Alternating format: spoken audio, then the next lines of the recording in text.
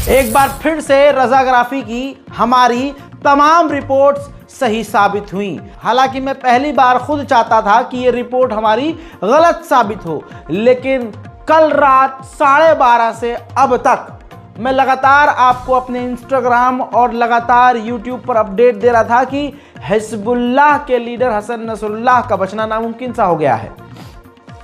मैं आपको परसेंटेज के हिसाब से ये बता रहा था कि 70% ये चांस है कि वो मारे जा चुके हैं, फिर 90% मैंने बताया, और उसके बाद एक तरफ एक ग्रुप था जो लगातार इस बात की उम्मीद कर रहा था कि ऐसा ना हो। उस ग्रुप में भले ही मैं भी हूँ, लेकिन खबर होती है। एक बार फिर से हमारी सारी जानकारियाँ आपको मालूम है कि सटीक निकली है। मेरे दोस्तों, अब नसरुल्लाह की मौत की खबर हिजबुल्लाह ने ऑफिशियली कर दी है। ये देख लीजिए, पोस्टर जारी कर दिया है, नोटिफिकेशन जारी कर दिया है, हिजबुल्लाह ने मान लिया है।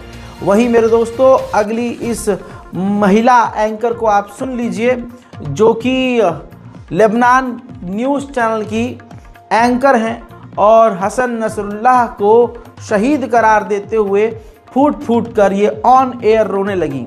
ये बात बिल्कुल क्लियर है, हसन नसरुल्लाह का पूरा ख़ानदान इजराइल ने ख़त्म कर दिया है। उनकी बेटी समेत बड़े बड़े कमांडर हिजबुल्लाह के, और साथ ही नसरुल्लाह, जी हाँ, जो कि हिजबुल्लाह की जान थे, अब इस दुनिया में नहीं रहे। अब इसके बाद दोस्तों, इजराइल यहाँ नहीं रुक रहा है। ईरान चीज़ें समझने की कोशिश कर रहा है और ऐसे में न जाने क्या हुआ है। एक बार फिर से आपको बड़ी जानकारी दे रहा हूँ। हमेशा की तरह इस खबर को भी झुटलाइएगा, लेकिन क्या ही कह सकते हैं, खबर तो खबर है। ईरान के सुप्रीम लीडर हज़रत सैयद अली ख़ामेनी को ईरान के अधिकारियों ने, कमांडर ने सेफ जगह पर ट्रांसफ़र कर दिया है। जी हाँ, खबर यही है, तस्वीर ये गिरी है, रिपोर्ट यहाँ मौजूद है, कोई बात हवा में नहीं बोल रहा हूँ। ईरान के सुप्रीम लीडर को छुपा दिया गया है, सेफ एरिया में, सेफ जोन में भेज दिया गया है। अब इसकी वजह कोई सामने नहीं है, लेकिन आप भी जानते हैं, हम भी जानते हैं, वजह इजराइल है। क्योंकि इजराइल पिछले 18-19 दिन से एक स्टेटमेंट बार बार दे रहा है कि हम पूरे मिडिल ईस्ट में कहीं भी हमला कर सकते हैं। हजरात, ईरान को हिजबुल्लाह के लीडर नसरुल्लाह की मौत के बाद ये डर सताने लगा कि ऐसा ना हो, क्योंकि ईरान के अंदर अक्सर इजराइल घुस ही जाता है और ईरान के एयर स्पेस को तो क्रॉस करना दूर की बात, इजराइल ईरान के अंदर ही अपने लोगों से ईरानी लोगों को मरवा देता है। चाहे ईरान के कोई कमांडर हो, चाहे ईरान के वैज्ञानिक हो, परमाणु वैज्ञानिक हो, कोई भी हो, रिकॉर्ड मौजूद है। अब आपको मालूम है, हसन नसरुल्लाह की मौत पूरे उनके समर्थकों को, फिलिस्तीन को, गज़ा को एक बड़ा झटका है। दूसरी तरफ दोस्तों, अब ईरान को यह डर है कहीं ऐसा ना हो कि हमारे इलाके में अचानक से घुसकर सुप्रीम लीडर को कोई नुकसान इजराइल पहुंचा दे। उधर हमास का साफ कहना यह है कि हसन नसरुल्लाह को, यानी जिस तरह से हिजबुल्लाह के लीडर को मारा है, इससे हिजबुल्लाह कमज़ोर नहीं होगा, बल्कि हिजबुल्लाह संगठन और मजबूत होगा। देखिए, इजराइल के निशाने पर ईरान सबसे पहले है।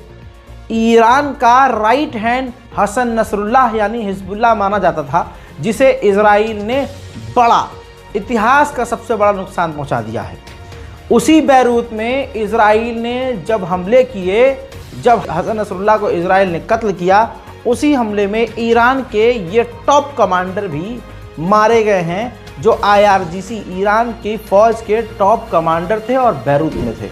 उधर ईरान के supreme leader Syed Ali Khamenei ने साफ पूरी दुनिया के मुसलमानों से कहा है कि आप सभी को और मुस्लिम देशों को हिजबुल्लाह का साथ देना चाहिए, हिजबुल्लाह कमज़ोर नहीं होगा। हालांकि ये बात कंफर्म हो चुकी है कि हसन नसरुल्लाह मारे जा चुके हैं, लेकिन ईरान ये भी कह रहा है और सुप्रीम लीडर ईरान के कह चुके हैं कि लीडरों की कमी नहीं है, हिजबुल्लाह संगठन को संभालने के लिए बहुत लीडर अभी आगे आ सकते हैं। अब मेरे दोस्तों, इजराइल ने यह तस्वीर भी जारी कर दी है। F-15 एडवांस फाइटर जेट के जरिए लेबनान की राजधानी और आसपास के तमाम इलाकों पर, खासकर नसरुल्लाह पर हमला करने के लिए इन्हीं फाइटर जेट का इस्तेमाल किया गया था, जिस फाइटर जेट की बमबारी ने हसन नसरुल्लाह को ख़त्म कर दिया।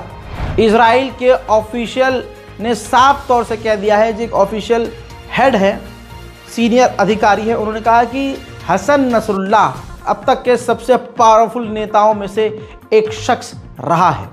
उस शख्स को बदलना हिजबुल्लाह के लिए, उनकी जगह पर किसी और को लाना हिजबुल्लाह संगठन के लिए काफ़ी मुश्किल होगा। मेरे दोस्तों, इजराइल ने ऑफिशियली, ये देखिए, डोमिनो इफेक्ट के साथ एक एनिमेशन बनाया है जिसमें उन्होंने दिखाया कि किस तरह से कैसे कैसे हिजबुल्लाह को कुछ ही दिनों में, 10 से 15 दिनों में इजराइल ने मिटा दिया है। ये वो तमाम टॉप कमांडर हैं जो हिजबुल्लाह संगठन की जान थे। अब आप कुछ भी कहते रहिए, हिजबुल्लाह लगभग पूरी तरह से बिखर चुका है।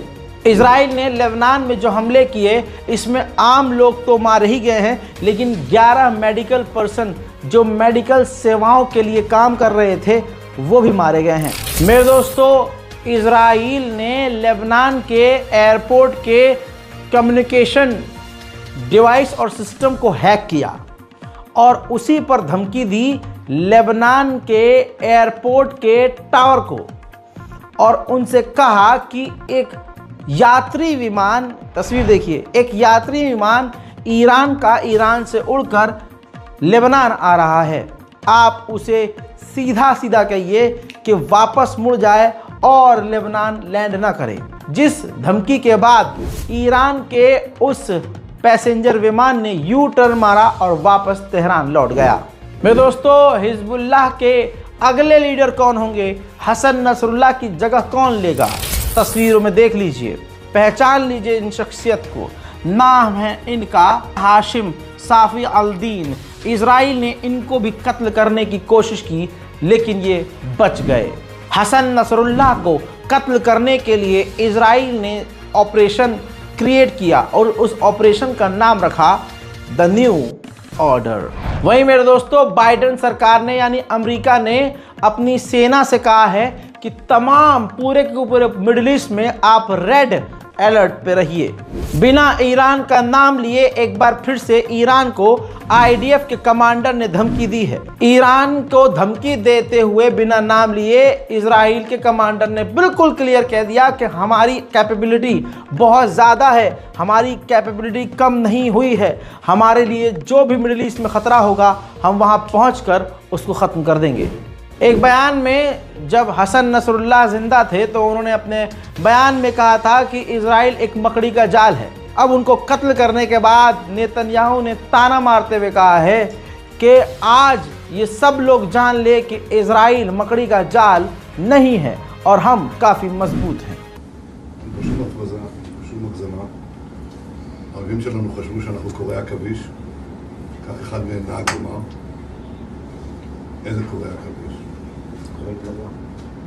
יש פה גידי פלדה, גם של רצון וגם של עוצמה. עם ישראל באמת חי, וכשצריך הוא גם בועט, והיום בעטנו כרגיל, ולא רק היום. ואנחנו נמשיך, כי אנחנו רוצים להבטיח את נצח ישראל, בלי הגזמה, בלי הפרזה. אנחנו מחויבים לנצח ישראל. אני מבקש להודות לכם, באמת לברך אתכם בשבת טובה. अब मेरे दोस्तों, ये भी जान लीजिए, इजराइल ने साफ कहा कि हम आस पड़ोस के देशों से हिजबुल्लाह तक हथियार आने नहीं देंगे। अब इसी सिलसिले में इजराइल ने क्या किया, सीरिया और लेबनान को जोड़ने वाला जो पुल था और जो रास्ता था उनको तबाह कर दिया। हसन नसरुल्लाह की मौत के बाद भी इजराइल काफ़ी टेंशन में है। तस्वीर आपके सामने है। इजराइल ने 2 से 3 अपनी फ़ौज की ब्रिगेड को लेबनान के बॉर्डर पर बुला लिया है।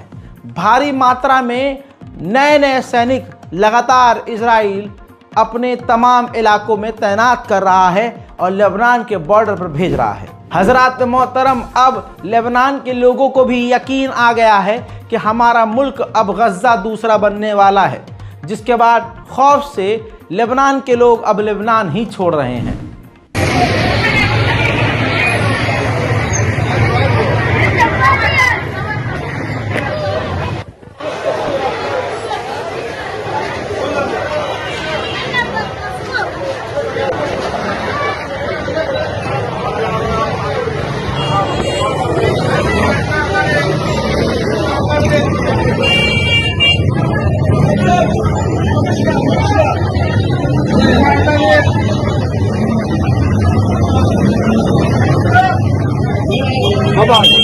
आभार।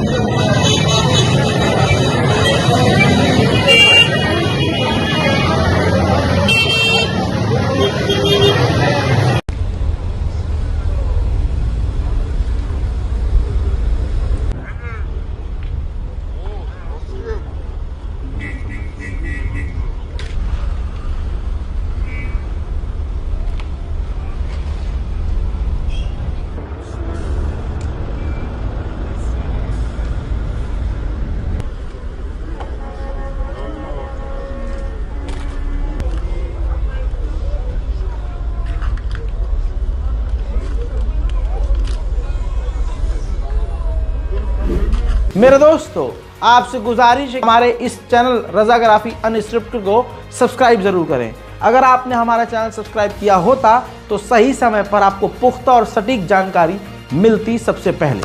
आपसे गुजारिश है कि हमारे चैनल को सब्सक्राइब करें, इस रिपोर्ट को शेयर करें और इंतज़ार कीजिए हमारे अगले अपडेट के लिए, जो कि मिडिल ईस्ट से हम आपको बताने वाले हैं।